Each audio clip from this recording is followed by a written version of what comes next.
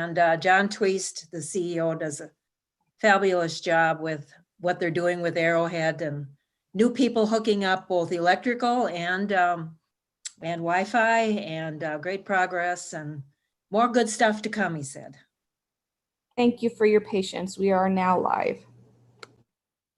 All right.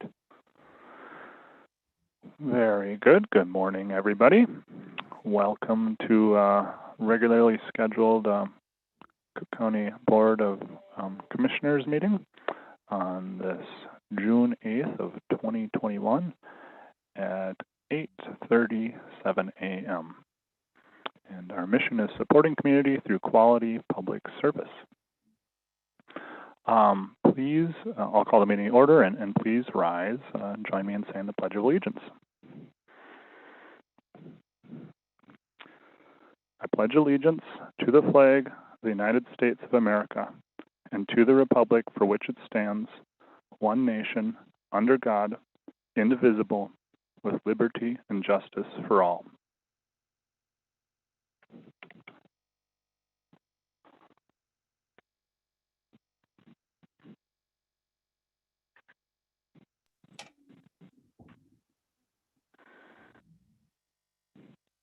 And I should probably read this statement for our virtual meeting.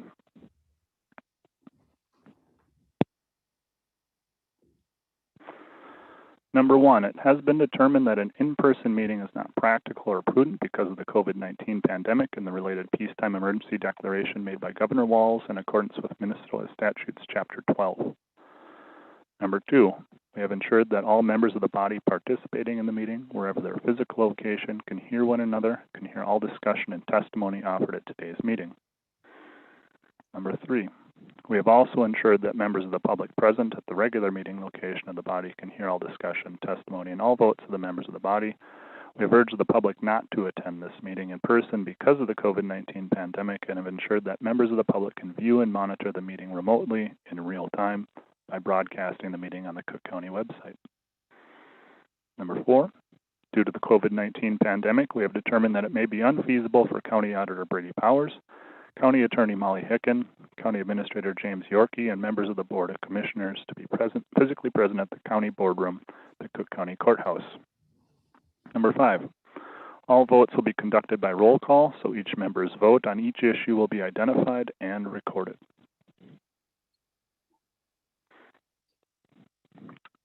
Are there any adjustments to the agenda?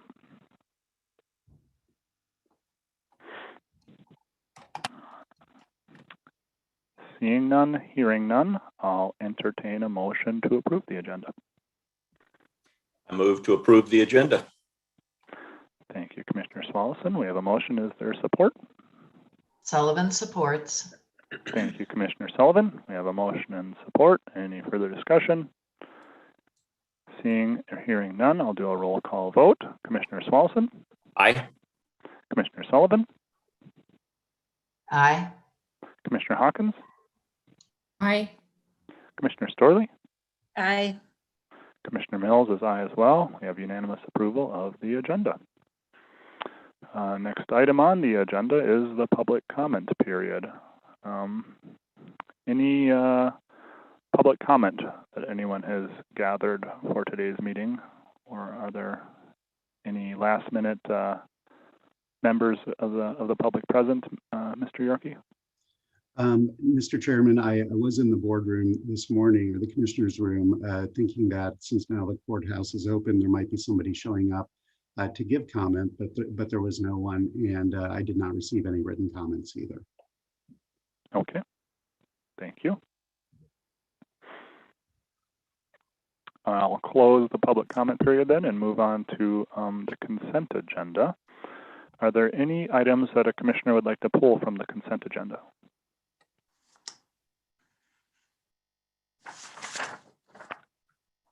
Seeing none or hearing none, I'll entertain a motion to approve the consent agenda. Mr. Chair. Motion to approve the consent agenda. Thank you, Commissioner Starley. We have a motion. Is there support? Sullivan supports. Thank you, Commissioner Sullivan. We have a motion and support. Any further discussion? Commissioner Sullivan, did you have a discussion point, or was that? Oh, okay, thank you. I'll do a roll call vote then. Commissioner Storley, Aye. Commissioner Sullivan, Aye. Commissioner Hawkins, Aye. Commissioner Swalson, Aye. Commissioner Mills is aye as well. We unanimously approve the consent agenda. Thank you, board. And that moves us down to item number 4, the COVID-19 update. Good morning, Grace. Nice to see you. Nice to see you too. Thank you to the board for having me back for another update. So I will start with our case count. We're at 173. We've had 3 new cases in the past 2 weeks, so significantly down, which is great. Our numbers for vaccination, we've got, let's see here. Oops. As of the 5th of June, we had 3,840 people in the county with at least 1 dose, which equals out to 71.4% of county residents. And then we have 3,633 county residents with a completed vaccination series, which equals out to 67.6%. So those percentages are fairly close, and that's reflective of the fact that we've got smaller events happening throughout the county.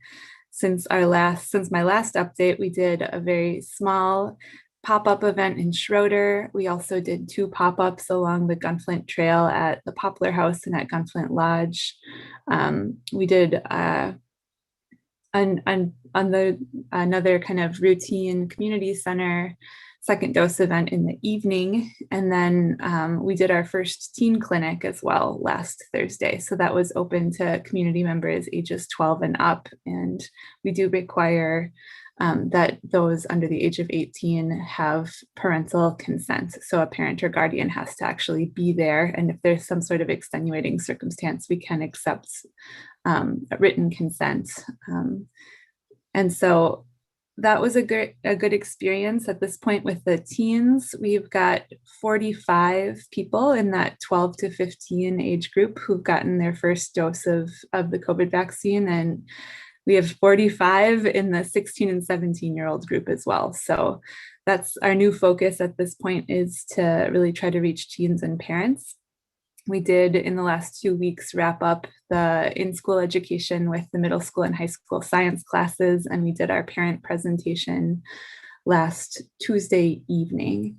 So we did plan to record that. Something went wrong with the recording, so we'll re-record that and post it on the YouTube site for people who missed the actual session.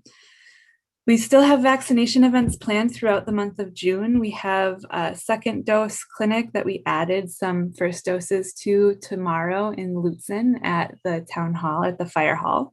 We have a second dose clinic on Sunday, the 20th at the community center. And that is a mix of first doses and second doses. And then North Shore Health is hosting our teen vaccine clinics because they're the entity that has access to the Pfizer vaccine. So they do have a full clinic with about 50 people signed up for this Thursday. And then they have a smaller clinic about half that size for next week, which still has some openings. I've been talking with both Sawtooth Mountain Clinic and Grand Portage Health Services about their plans for vaccination. Grand Portage Health Services is offering the Johnson & Johnson during their routine clinic hours. So people going to Grand Portage Health Services for a visit will be able to get the vaccine as part of their routine care. And Sawtooth Mountain Clinic is also planning to take on every other week offering some type of vaccination event on site that's smaller. The vaccine still does come in these multi-dose vials, so it's challenging to just offer it as part of routine care. So we will likely still try to lump people together so we're not wasting vaccine when we don't absolutely have to.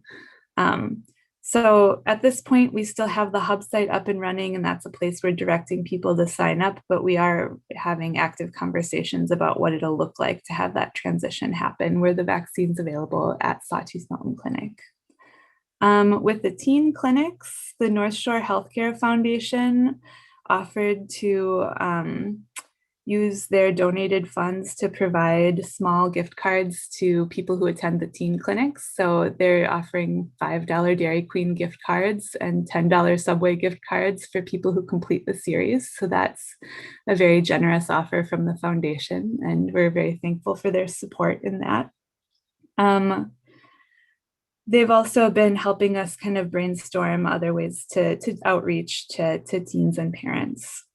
We have continued to do quite a bit of communications. So we have our weekly Q&A series, which is an 8-part series in the News Herald, where we answer frequently asked questions about the vaccine. I wrote last week's installment about long-term side effects. This week's installment is going to be about children and the COVID-19 vaccine from parents of the under 12 crowd, wondering what we know at this point. After that, it'll run for 2 more weeks. And we also piloted our Voices of Public Health, Voices of Vaccination campaign. We had our first installment in the News Herald and also on social media 2 weeks ago with Sheriff Eliason. Last week, we had our second installment with Carrie Jansen. And then this week, we'll continue that on. That'll be a 6-part series where we're talking to different community members about their experience with vaccination and following public health recommendations in the pandemic. And that's been something that our PIO, Nick, has been working very hard on. We still get preparedness plans requests, and Andrea Orest is working on those. At this point, we're getting lots of requests for how to safely resume some of the things that weren't happening before, or how to scale back some of the practices that had been put in place for the pandemic. So we still do have businesses and groups in the community reaching out for support with public health, and that's great. We're always happy to talk with people and support them as they try to figure out what the best course is for themselves. And finally, we continue to meet for the EOC. We did scale back to meeting every other week in the month of June with a plan to revisit how frequently we're meeting at the end of June. We're also planning to wrap up using the community center for vaccination events at the end of June and moving some of our things out of that space so that it becomes available to the community later in the summer. So Diane Booth has been very generous at letting us use that space, and it's been a really great fit for the vaccination efforts. So that's all I have for updates. I'm happy to take questions from the commissioners. Thank you, Grace. Very well-rounded update there, I'd say. Very happy to hear about all the progress that's being made and the continued work that's being done. So thank you for that. Any commissioners have questions for Grace or comments this morning? Mr. Chair? Commissioner Sullivan. I just have a comment. I want to pass on kudos to Andrea Orest for her work with public groups. I recently met with the Council on Aging, and she worked at length with them to plan a reopening process, and it was just a terrific job. And so I just want to commend her for all the good work she's doing. Thank you, Commissioner Sullivan. Any other, Commissioner Hawkins? Yeah, I'm wondering about the parent presentation and how many parents you had attend that. There were 3 parents, so it was very small, which is why I'm looking forward to getting the recorded version just in case people weren't able to make it. Yeah, I think I'm wondering if there are other people who just weren't able to make it. So I'm hoping we can get that up onto the YouTube site relatively quickly. Okay. And the drop-in clinics up at Poplar House and Gunflint Lodge, I'm just wondering, were no appointments necessary? So they were pop-ups, but they weren't drop-ins. So we did have registration just because we have to really be able to gauge how much vaccine to bring up because we're still trying really hard not to waste any vaccine. So we still did have, if someone were to walk in and we have an extra dose, we're not going to turn them away, but we still did have, we did have that registration, and they were smaller. They were probably about 5 people at Poplar House and 5 people at Gunflint Lodge. So Schroeder was also very small. I think in the end it was 7 or 8. So they were small events, but it felt important to be able to go to different parts of the county for those people who may have struggled with transportation or work schedules or, whatever the case may be. But I think going forward, it's really going to be pretty centralized at the clinic. So. Thank you. Thank you, Commissioner Hawkins. Any other questions or comments?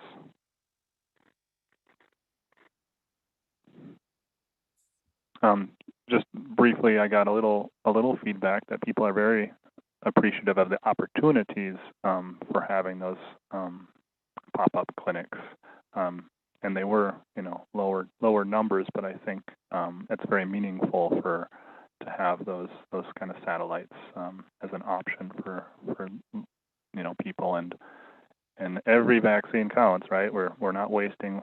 We're doing our darndest not to waste any, and we're doing our darndest to get as many people vaccinated. So every single one counts, and really appreciate the efforts made there, Grace. So thank you again.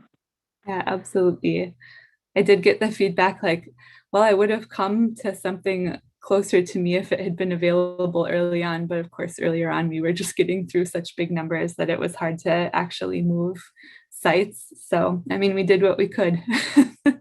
But yeah, I think a lot of people, especially up the trail, I was hearing, I would have come to something up here if it had been available back in March or February. So that's good, though. I still think it was definitely worthwhile to visit all those smaller sites around the county. Absolutely. Yeah. Thank you. All right. Any other questions or comments? Otherwise, we can let Grace go, and hope you have a wonderful day. Thank you so much for the update and your continued efforts here. Absolutely. Thank you to all the commissioners. Have a good day. You too.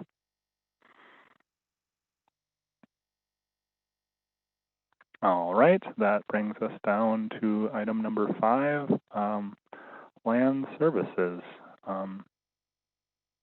And I believe Mr. Nelson is unable to be with us today. Mr. Yorkie, do you want to take this, or Commissioner Sullivan? I believe you have some items to report on as far as the quote Passion Pit advisory committee. That is correct. Typically, the information would be brought forward by Director Nelson, but he's on vacation out west, heading to Coeur d'Alene, Idaho, where I actually have relatives. So I'm going to present this information on his behalf this morning. But if you'll all recall, the county board voted to establish the Passion Pit Advisory Committee back in February, and the purpose was to provide short-term care of the area located just east of town due to concerns that were brought to our county board regarding littering and other what I'd call unbecoming behavior demonstrated by some individuals last summer who visited the area. And there were applications to serve on the committee, which were received, and the committee members were selected, 11 of them, which included city, county, and tribal government representatives, full-time and seasonal residents of the Old Shore Road, an officer of the Historical Society, descendants of Chippewa City, along with residents who live and represent the county at large. And the committee's been meeting very regularly every 2 weeks, trying to establish recommendations to put into place prior to our busy tourist season. A survey was sent out to all property owners along Old Shore Road, and Nick Kusick provided a press release to get feedback from the broader public as we began our deliberations. And upon review of survey results and public comment, the group provided the 5 recommendations, which are included today in your board packet.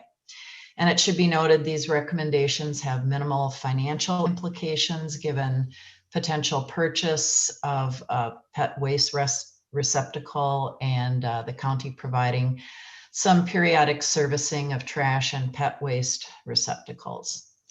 The committee hopes to continue its meeting to monitor short-term management and any remaining work, including the consideration of a potential name change to the property.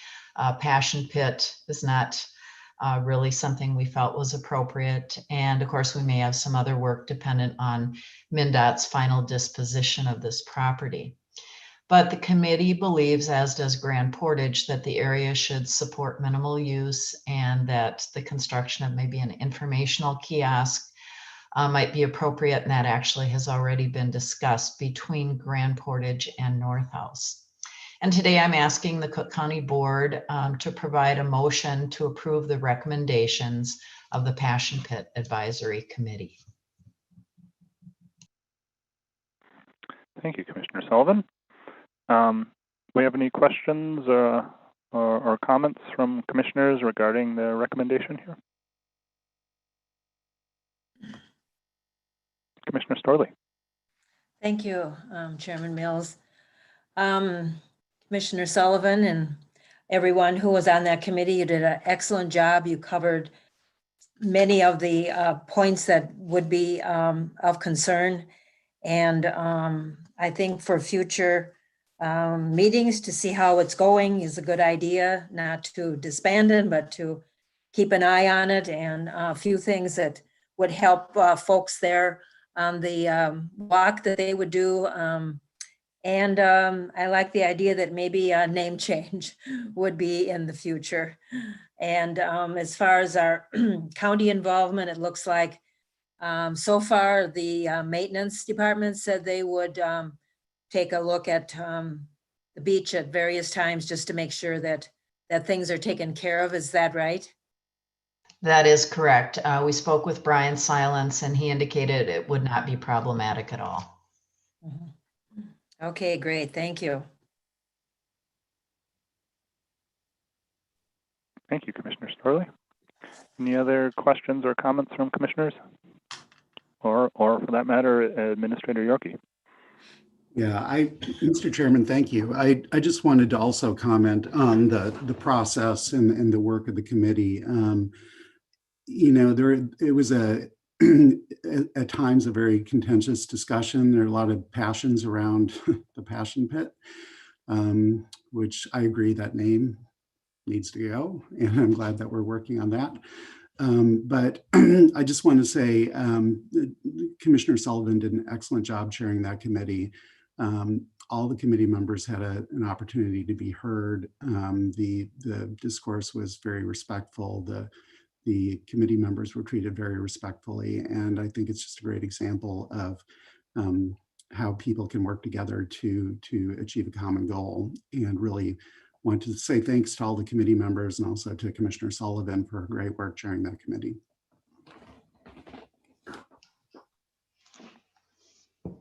Thank you, Minister Yorkie. Yeah, I agree 100%, both with Commissioner Storley's comments and yours as well. Commissioner Sullivan, you did a fantastic job and are doing a fantastic job, and not an easy job, and really appreciate the good leadership, the excellent leadership that you provided with the committee. Thank you. Thank you.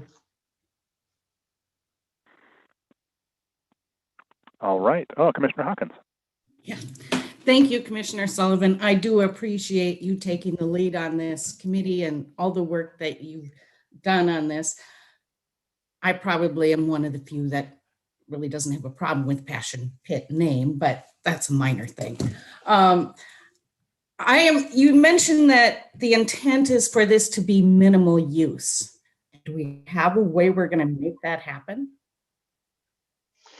Well, of course, a lot depends on the disposition of this particular property, but all indications by the committee and also with Grand Portage is there's not going to be buildings and structures that it's going to be kept very much in a natural state.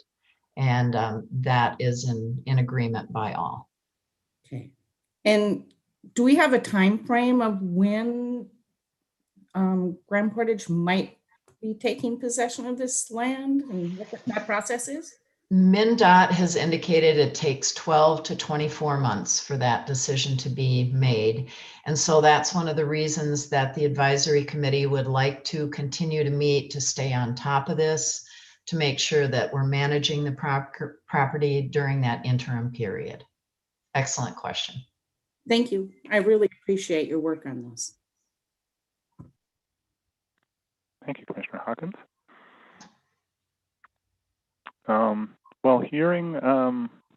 Well, I guess I'll pause a moment if there's any other questions or comments or concerns that the discussion has spurred. But otherwise, I would entertain a motion. Commissioner Swalson. I would move that we approve the recommendations from the committee as put forward. Thank you, Commissioner Swalson. We have a motion. Is there support?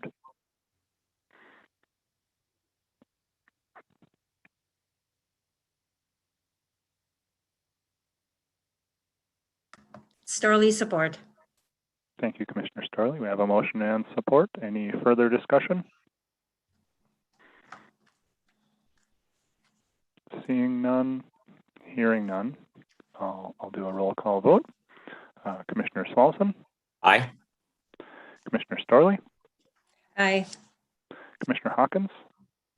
Aye. Commissioner Sullivan. Aye. Commissioner Mills is aye as well. We have unanimous approval of the recommendations put forth. Thank you very much, Commissioner Sullivan and board. Thank you all. That brings us down to item 6 on our agenda, auditor. First item is the Cook County Visitors Bureau Annual Budget Report. And first, I'll pass it off to Auditor Powers here. Good morning, Brady. Good morning, Mr. Chair, Commissioners.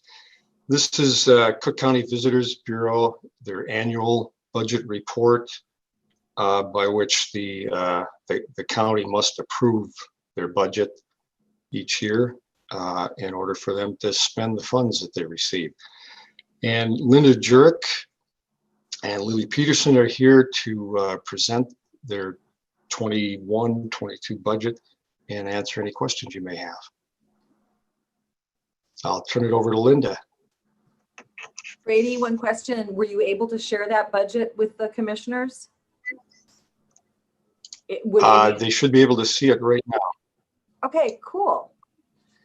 All right, well, thank you for having us this morning. This did not take place last year as we were in the throes of COVID, and just to educate those of you that have not been a part of this process before, the 1% budget from Visit Cook County is part of the support for a CCEVB, which is our events component. So that 1% is what you are approving today. The 3% is strictly lodging tax, as governed by the state and that state statute for lodging tax. So this 1% is unique to Cook County. We will be coming to you next week to the Committee of the Whole to talk about that renewal.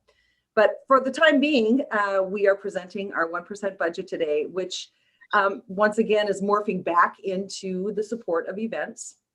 Just so you know, the 3 tourism associations are the folks that get together, the boards of the tourism associations get together, and they review and approve their expenditures to support events and programming in Cook County.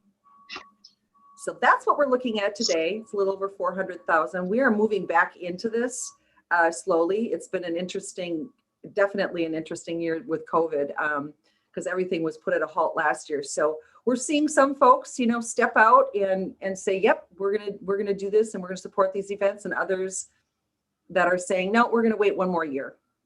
Lily, do you have anything to add? I don't. I think you summed it up really nicely. You can see in our budget, there's some nice columns outlining, as Linda mentioned, the different tourism associations really do control their own individualized support of each of these events. We work really hard to work with all of these different event producers. There's both external event producers and then some more internal programs and initiatives. LTTA and Jamada are both working really hard to get local musicians back working more regularly. So they have always, for quite some time now, had music reimbursement programs, but they really wanted to extend and foster those further this year, post-COVID. There's some other programs that we kind of took a look at. We're already discovering that there are some events that we early on allocated funding towards that have been canceled this year. Those events won't receive funding, but we continue to work with people and hope that we can see these events come back to their full vision of what we remember in the past. Does anybody have any questions on any specific events or the budget process? Yeah, thank you, Mr. Eric and Ms. Nelson-Peterson. Very, very happy to be involved with the process and seeing that it laid out like this, and it's very good to see the individual associations spelled out there too, and very informative. So thank you. Commissioners, comments, questions? Commissioner Hawkins. Yes, thank you, Linda. First of all, my first question. So this budget has already been approved by all three tourism associations. Am I correct in saying that? They approved their portion of the 1% budgets at their meetings. Our FYI, our fiscal year starts May 1. And because of a trailing lodging tax, we're always kind of moving at a unknown number. So when it comes to the totality approval of the entire Visit Cook County budget, that won't happen. That has not happened yet. But this 1% budget, we meet pretty regularly with all of the associations to allocate that funding. And yes, each association has approved their expenditures within the 1% budgets. Okay, thank you. You bet. And so I'm kind of excited about seeing some of these events return because I enjoy them. But I am going to ask the question that I've heard out in the community. And I want to hear how you're responding to this. We don't need more events to draw people here because we can't handle what we already are for those that are already here. We are very, very aware of that. And over the course of my tenure at Visit Cook County, which is coming up on my 8th anniversary in July, we have worked really hard to build out what we have called the shoulder seasons forever within the industry. The shoulder seasons in Cook County were like April, May, and November, usually like, when it gets really quiet and before the snow flies. So those were our two shoulder seasons. So we've worked really hard over the course of the last 5 years to really build out those seasons. And you'll see if you look at the trends of tourism lodging tax collection, that we have really built out May. So we're moving toward April. We're also looking at, what we can do in November and into the early part of December. Example, the Dark Sky Festival, which was something we implemented in the first part of December, very, very popular. Had it for 2 years, COVID stopped it all. Same thing with the Storm Festival in November. So we're really, really keen on what we can do in those seasons. I did, however, bring up to a group that we met with, probably Lutz and Tofte Tourism Association, that it's really good that we want to focus on events in those areas. But the reality is our folks are tired. When they get to those shoulder seasons, they're pretty excited in April, May, but then we're dealing with, have we got our workforce in place? And then in the fall, they're like, okay, we're going to shut our doors for a while and take a little nap till the snow flies. So we're balancing all that dialogue and those sorts of things. We do try to steer away from supporting events in the busy July, August, September, and which is now moving back into June and May. That said, it's a very thoughtful conversation. We built out Memorial Day weekend, Le Grand du Nord in its 5th year. Memorial Day weekend when I arrived was rather a quiet weekend. And with the with the introduction of the bike race and what was the first block party, and then the next weekend, the Voyage 5 and 10K, which built out that first weekend in June. We'll get back there, but we do have thoughtful consideration on funding events in the height of the season. Well, thank you. And as a former business owner, I know the work that you've done to extend the season has been very beneficial.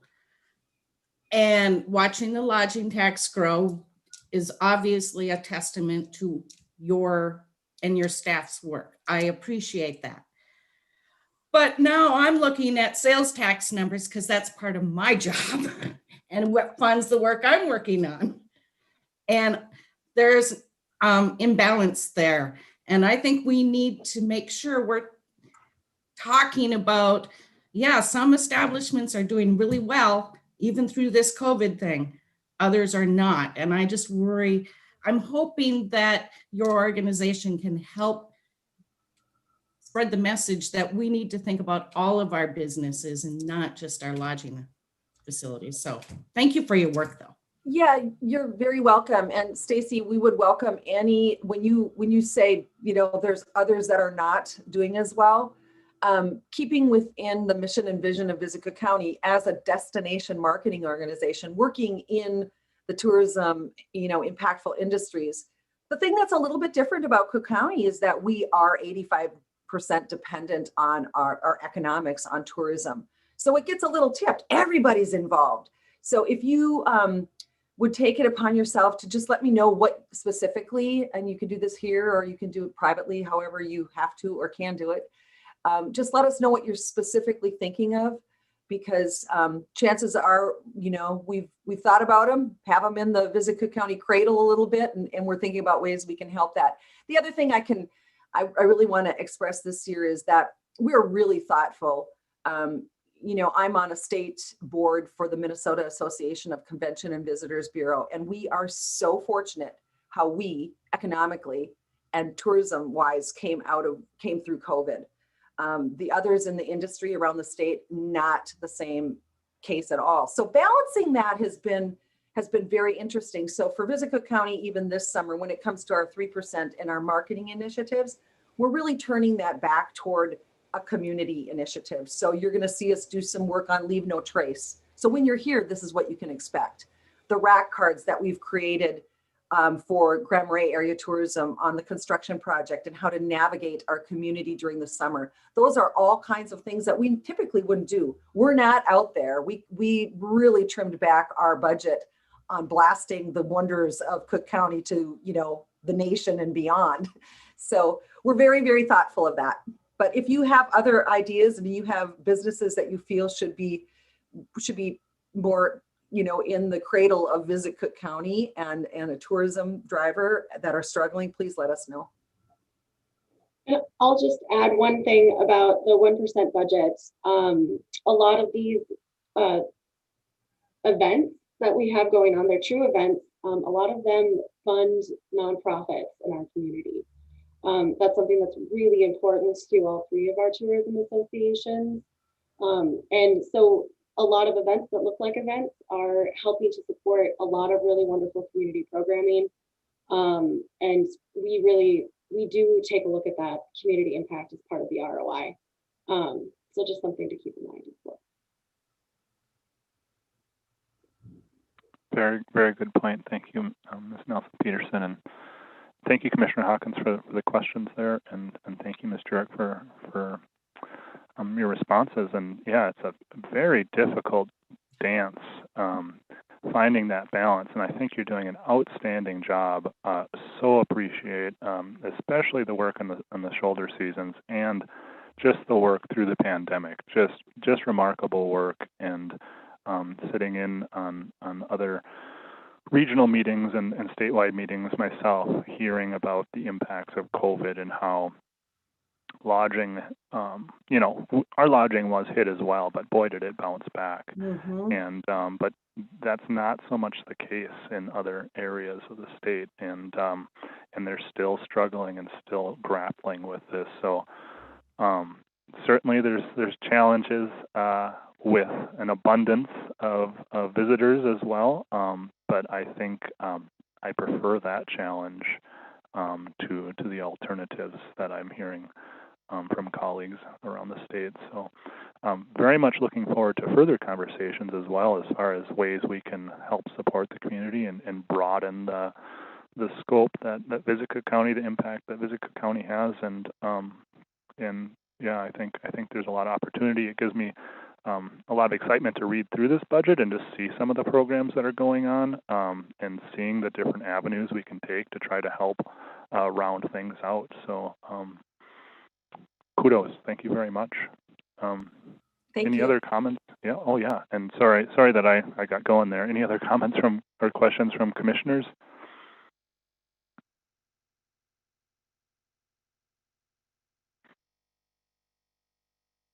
Oh, I had one other one, since no one else has spoken up, and maybe this will spur more conversation. But what happens to the surplus then in the budget?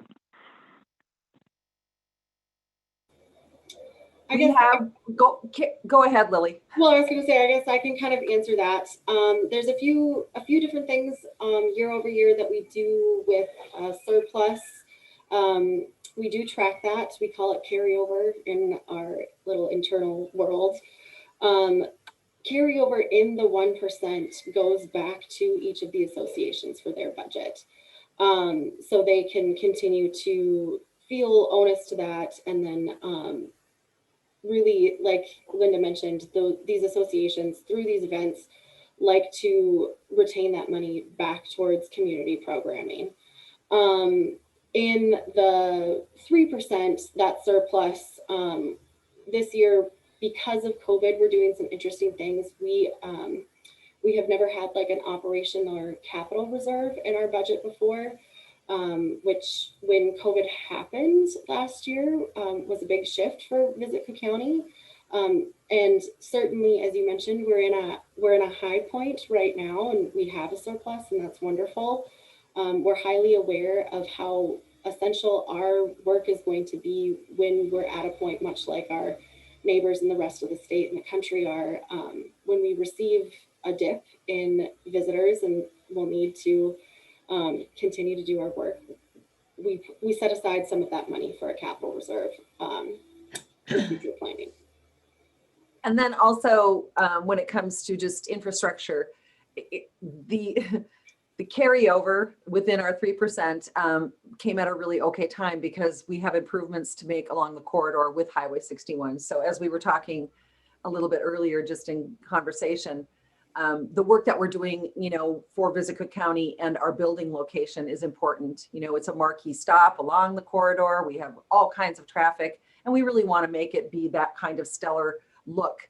So as you can see with the investments made by Seth McDonald at the Dairy Queen, we're looking to do kind of the same thing, making that small pedestrian walkway, replacing the septic, those things that, normally you'd have to really think hard about budgeting for. We're feeling very, very grateful that we're able to, put in a new septic line and not sweat the cost as much as if we were, in a normal year. So.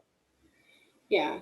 And we're also doing some upfront asset investment. We're looking at redesigning our website, doing some more purchasing of photography and imagery, and getting that going to include more diversity and things of that nature in our marketing. So we're really trying to look at this time period of not needing to do, as Linda said, as much of that external marketing towards getting new visitors here, towards things that can enhance both the visitor experience right now as we have such a high visitorship, but also really put us in a position to be able to be in the best place for future marketing as well.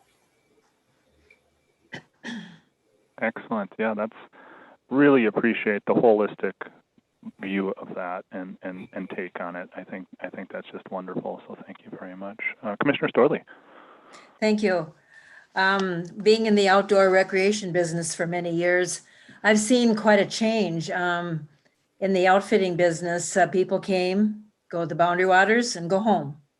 And now when I'm out and about on the bike trail or coffee shop or sitting in Lutzen having friends with just conversation, I hear people say, Well, we did that, but we're also coming back now to do other things because of, the amount of quality other outdoor activities. So there's been a wide range of, influence here, and thank you to Linda and the group there at Visit Cook County. And I was part of LTTA for many years. And I think that, as you say, Linda, to grow again now slowly, because everybody's getting their feet back on the ground again and being cautious. But I appreciate the fact that that you are looking at things a little bit slower, but perhaps picking up the pace when we're all more comfortable with being together. Thank you, Commissioner Starley. Oh, sorry, just one more thing to add that we're focusing on that just came to mind, that the communities of Grand Marais, Lutz and Tofty Schroeder, the Gunflint Trail are doing exceptionally well. We have continued to do some marketing for Grand Portage with the border closure. They're not experiencing the same wealth of visitorship. So that is one area that we're continuing to try and emphasize, just so everybody is aware.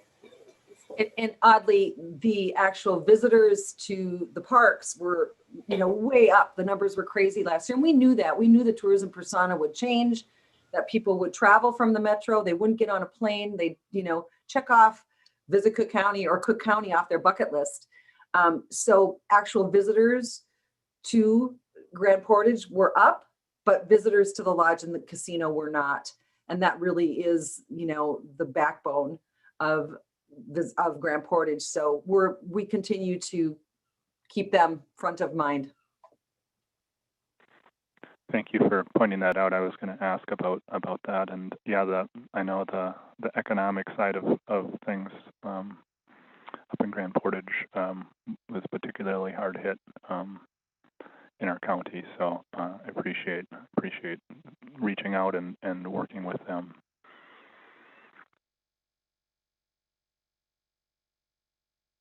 All right. Any other comments, questions from commissioners? I'm looking forward to the committee of the whole discussion, and then I think it would be really beneficial for the board if in that discussion we can talk more about kind of the limitations that are in place with the 1%, 3%, and just talking about what options are. I really appreciate the work and the thought that's put in from Visit Cook County into how we can work things and how you can work things, and but I think it'd be really beneficial for the board just to have a better understanding about that and just quasi brainstorming activity there if you would tolerate that. But otherwise, I'm very open to any and all discussion at the committee of the whole too. So, and my screen froze, so I can't see anybody. But at this point, I think I would entertain a motion if we're ready for that.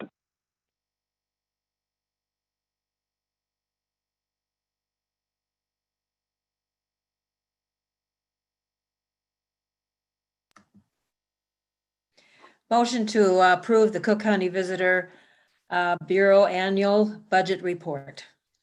Thank you, Commissioner Starley. We have a motion. Is there support? Sullivan supports. Thank you, Commissioner Sullivan. We have a motion and support. Any further discussion?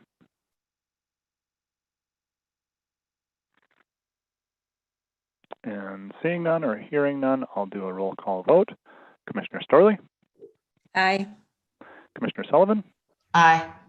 Commissioner Hawkins? Aye. Commissioner Swalson? Aye. Commissioner Mills is aye as well. We have unanimous approval. Thank you very much, Visit Cook County, and thank you very much, board. Thank you so much for having us. Thank We'll you. see you next week. Yeah, have a great day. Thank you. And back to you, Auditor Powers, with item B, the Airport Maintenance Grant Amendment. Yes, Mr. Chair, this is a grant that we approved last year. This was included the CARES grant $30,000. The state added that to our maintenance allocation, which is about $82,000 a year. It's a 2-year grant. Expired on June 21st. This is just a technical requirement here, but they would have just asked us to sign without a new resolution, but we had different signers then. Chairperson has changed, so that's why this is coming to you today. We really only need a couple of months extra for the airport to figure out those expenses, but you'll notice in there that they have a standard amount that they increase it. They've increased this to end date in 2024, but that's not expected to take that long. It should take a month or two for them to spend that money. So it's just a resolution to accept that extension of this grant. Thank you, Auditor Powers. Any questions or comments from commissioners?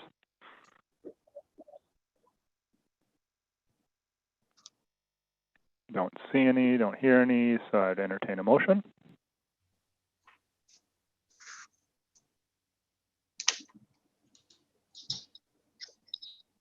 Commissioner Sullivan? Mr. Chair, I'd like to move to approve the amendment to the airport maintenance grant. Thank you, Commissioner Sullivan. And Commissioner Slauson supports. Thank you, Commissioner Slauson. And we have a motion and support. Any further discussion? See none, I hear none. I'll do a roll call vote. Commissioner Sullivan? Aye. Commissioner Swalson? Aye. Commissioner Hawkins? Aye. Commissioner Storley? Aye. Commissioner Mills is aye as well. We have unanimous approval.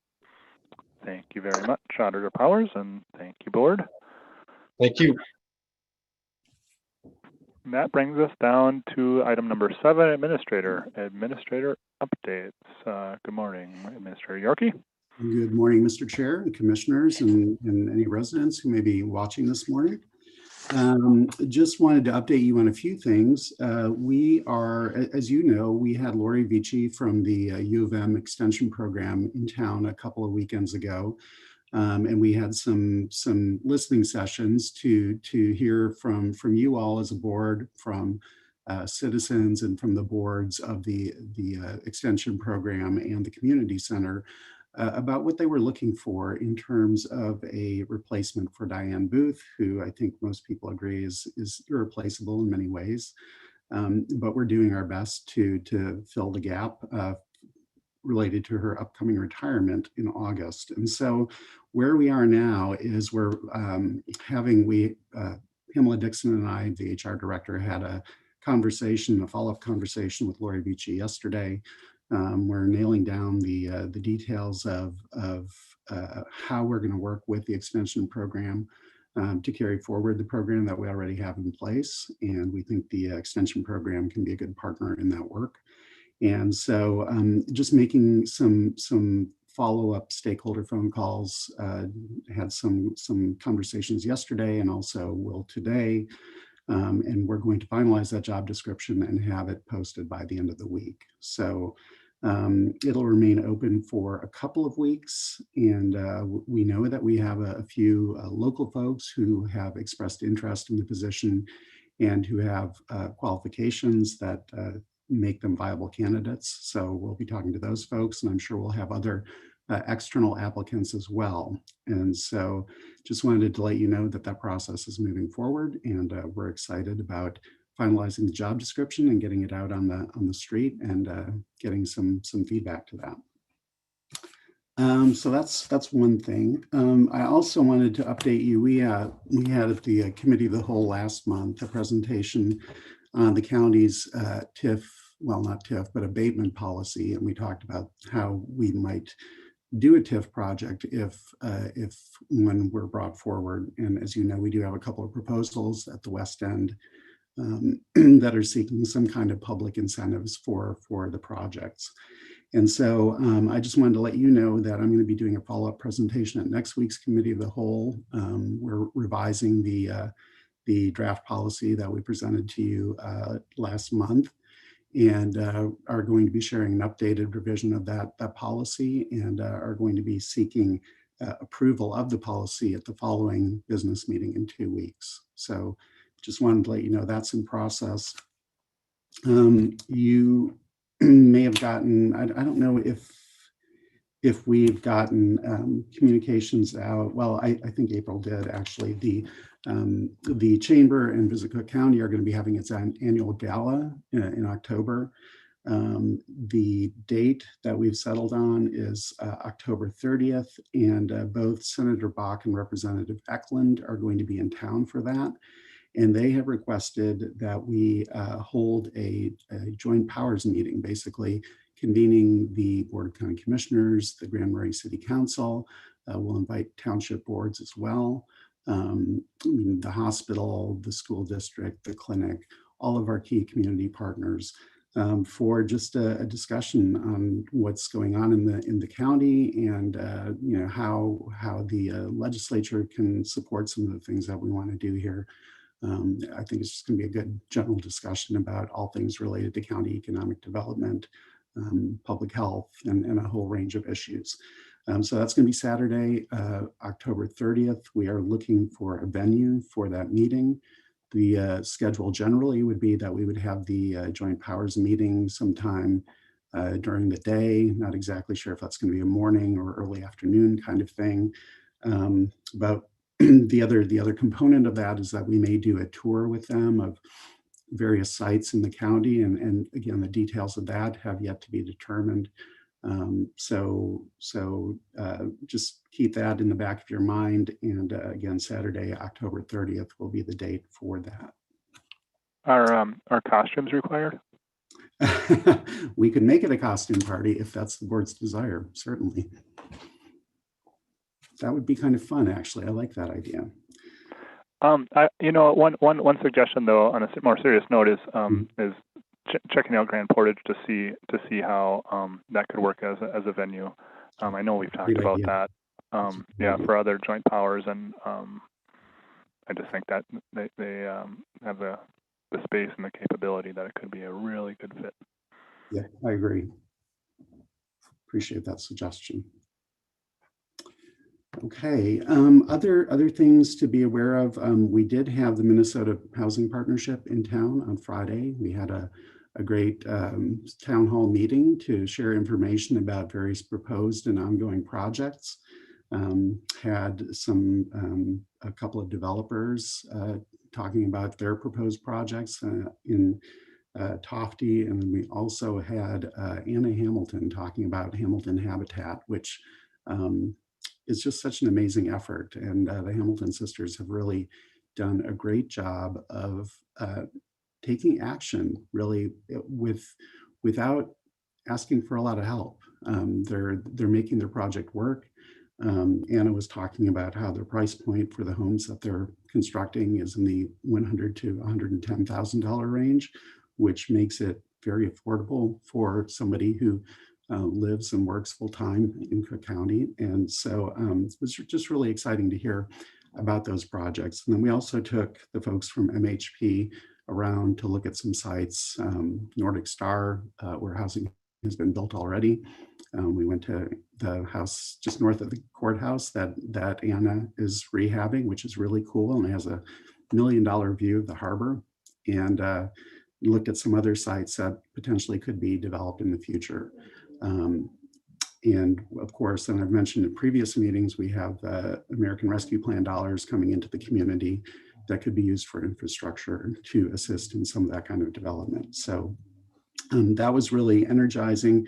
The other discussion that we had after the town hall meeting, and Commissioner Hawkins was able to stay around for this, which I really appreciate.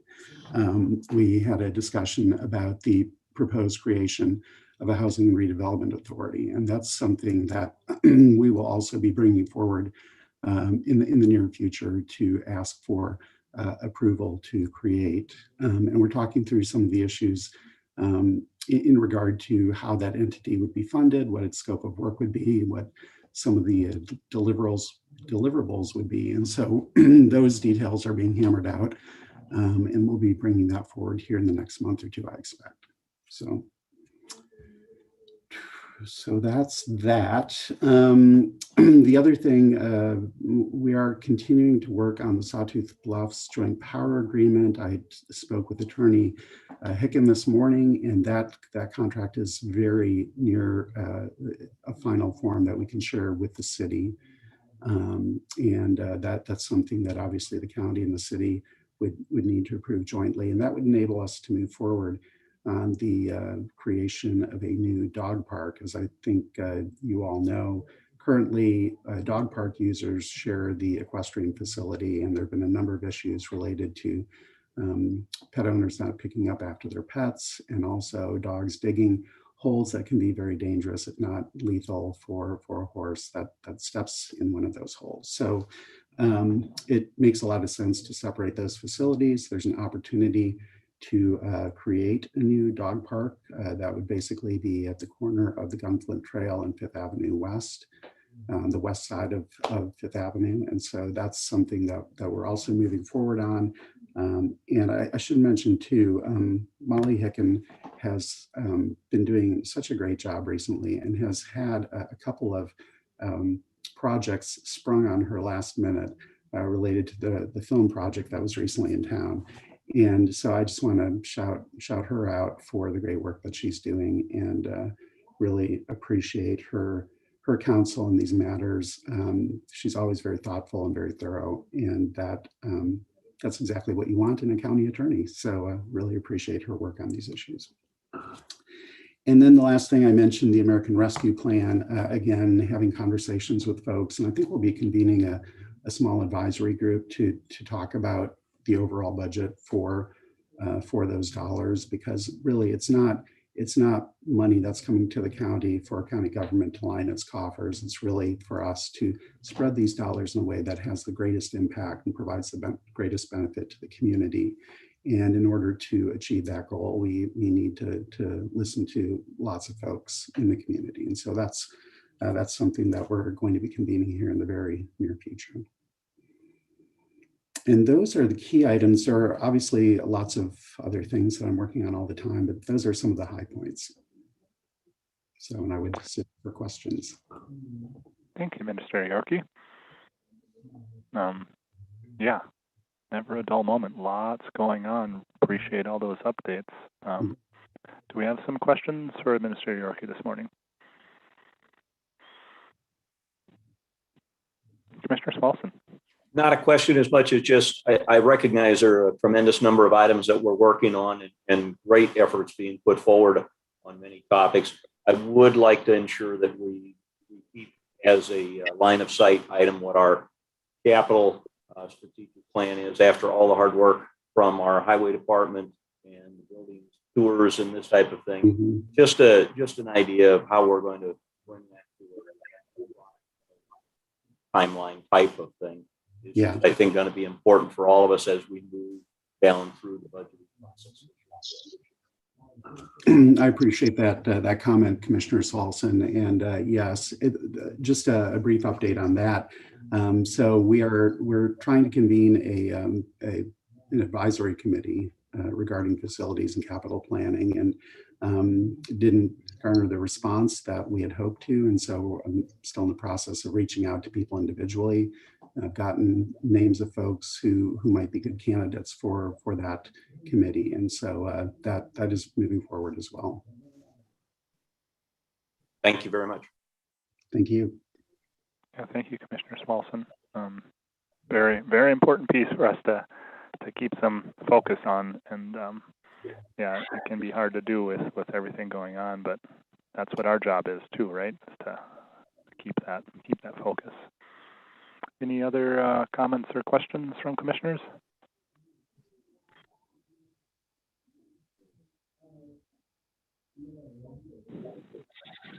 Hearing none or seeing none, we'll move on. Thank you, Administrator Yorkie. Thank you. We're on now to item number 8, employee concerns, commissioner concerns. First one, commissioner reports, meeting updates. Any reports from commissioners or any updates they'd like to give?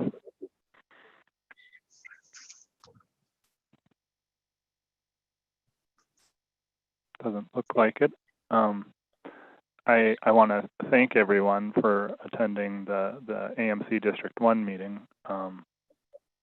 It's another facet of AMC, I guess you'd say, a little different than, say, the new commissioner training or the larger AMC conventions and meetings that happen for the whole state. So certainly has its own flavor, and I think it's very valuable just to get to meet the other commissioners that are in our region that we probably have met many already through our various groups, but just I think it really helps strengthen our region and our district. So thank you for attending that.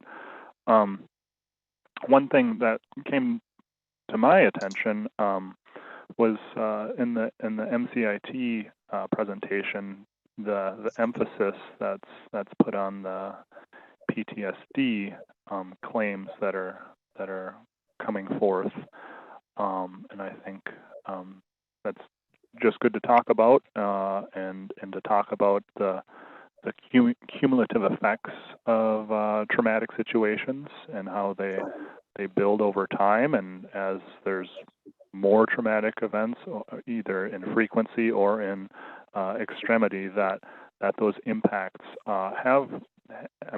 clearly they have personal impacts on individuals, but also they have impacts on communities, and it goes as far as to say it has financial impacts on our risk management, right, or on our insurance. And so I kind of pressed a little bit more about what we can do to prevention is key for any situation, and what we can do more about that. And I didn't get a real clear answer, but I think talking about it is important. Just talking about those impacts, talking about the stress, talking about trauma, and doing everything we can to make sure that individuals, and frankly, it sounded like most of these claims are coming from law enforcement, and to ensure that law enforcement has the support they need, and just make sure we strengthen that dialogue, and just ask what else is needed. It was interesting to me that law enforcement was called out specifically. It wasn't first responders, it wasn't firefighters as much. It was mostly law enforcement, and so I think that's helpful for us to really focus. And clearly, everyone needs support, but if there's going to be these traumatic situations, then I think it behooves us to really focus on that. So, and that wasn't it though. The other side of things was building insurance, basically, and facilities, and just how more extreme weather events, as well as civil unrest, impacts us up here, and what we pay for our rates for MCIT. And so I think it's worth pointing that out too. That's going to be something that will be brought before the board as far as the library's costs are concerned. Significant increase in building insurance, and that's again because of just more claims with facilities, and it's just good for us to recognize that and to know what's going on. And it's very frustrating when costs are out of our control, when things are happening that are beyond what we can really do. But just having that awareness, I think, helps us understand why things are happening, and keep an eye out for opportunities that are in our control to help these rising insurance costs. So, anyone else have anything that stuck out to them at the district meeting?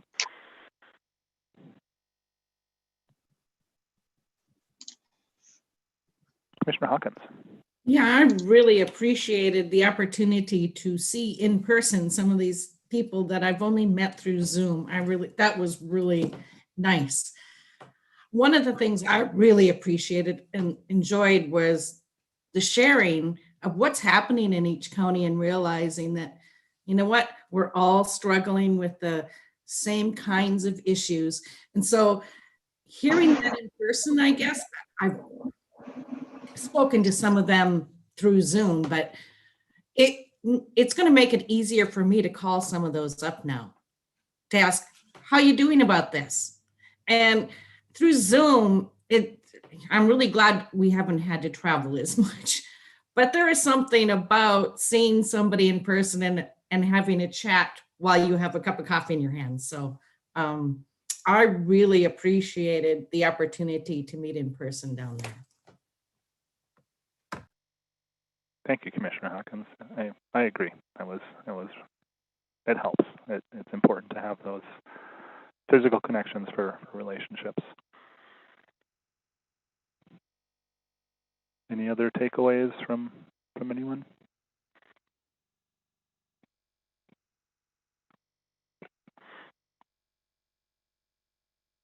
Oh, one thing that your comment, Commissioner Hawkins, brought to mind was how fortunate we are in Cook County. What a great team we have, community-wide. It's really remarkable hearing about the other communities' issues and just there seems like there's more disconnects. I mean, I feel like we're in a bubble here as a community, fairly isolated, but within our community, there's such strong connections, and I get the impression in other communities and other counties that it's a lot harder for them to have that those strong relationships between organizations, and so I feel like they're having a harder time because of that, and we are just so fortunate, whether it be from broadband coalition years back or a strong public health relationship with the clinic and hospital or you name it. Even our relationship with Grand Portage, there's still plenty of work to do to strengthen that, but hearing from other counties, and I guess this wasn't necessarily at the district meeting, but just there's some real tense relationships between counties and tribal relations. It's not in near as good a place as we are here in Cook County, and I think it's safe to say that by and large we are doing quite well despite all the challenges we have. I'm just impressed by that. So thank you all for your work and your participation and your willingness to serve and lead. It goes a long ways.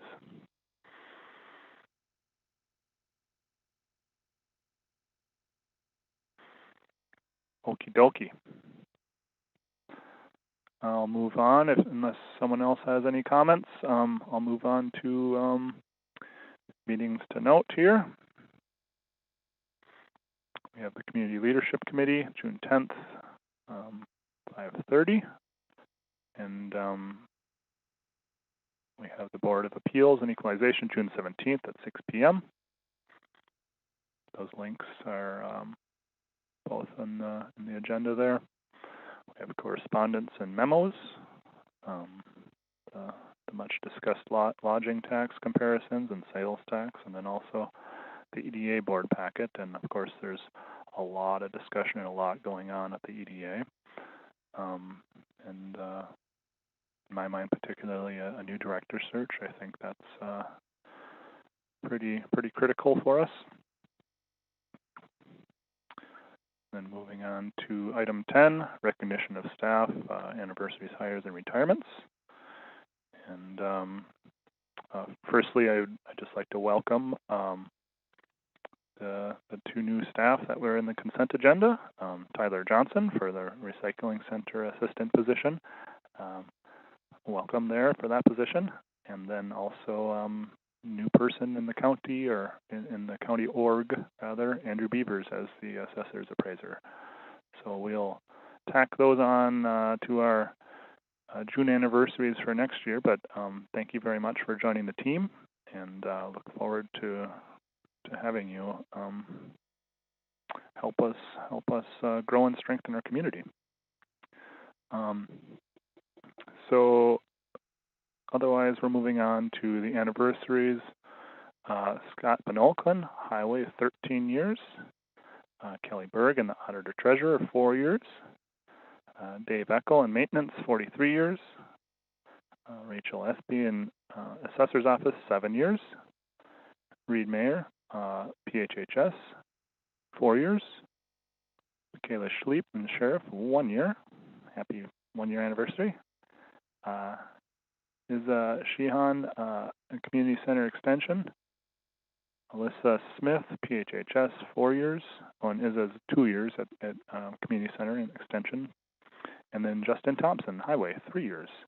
So thank you all for your service, and congratulations on your anniversary.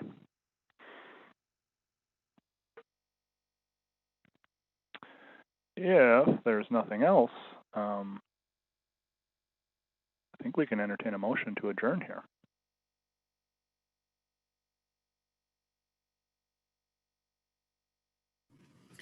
I will make a motion to adjourn. Thank you, Commissioner. Commissioner. And Swallowson will support. Thank you, Commissioner Smallson. We have a motion and support. Any further discussion?